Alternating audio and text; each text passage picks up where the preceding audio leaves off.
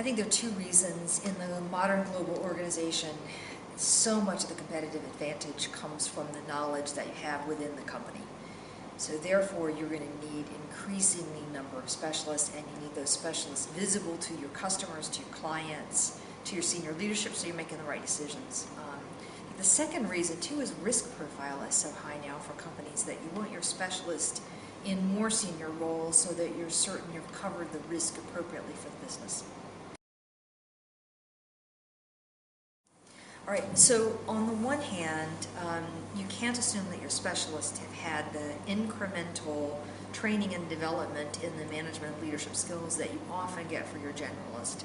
They will have skipped sort of the first-line supervisory skills, for example, so they won't have learned how to delegate or any of the basics that you expect initial managers to get. So you've got to fill some gaps for them.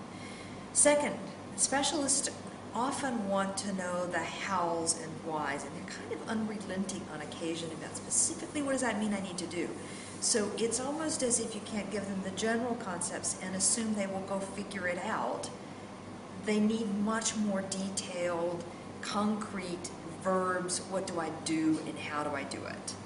And on the third, you're really talking about a mindset transition that is unusual, I think, for the rest of your managers.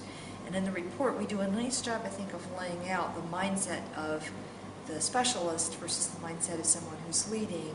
And I think your training and development sort of needs to be, and coaching needs to be focused on helping them understand the differences between those two and what to do accordingly. Okay.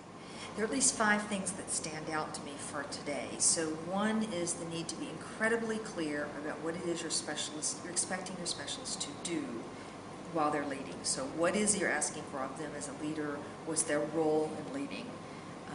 2 is making sure that the manager of that specialist is supporting the specialist as a leader, supporting them in the larger organizational context as well as supporting them privately, and there's a lot of trust and confidence.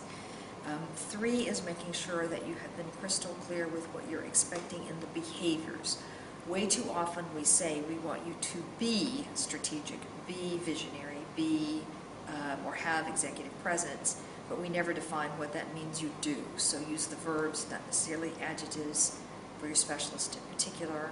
The 4th is to make sure that they've got the right kind of support around them. So a coach, a mentor, whatever other support is going to help them stay focused and continue to move into areas that are not necessarily comfortable, rather than to slide back into the comfort zone, which is in the specialty. And the 5th is being clear with them about the nature of the transition. Can they go back? What happens if it doesn't work?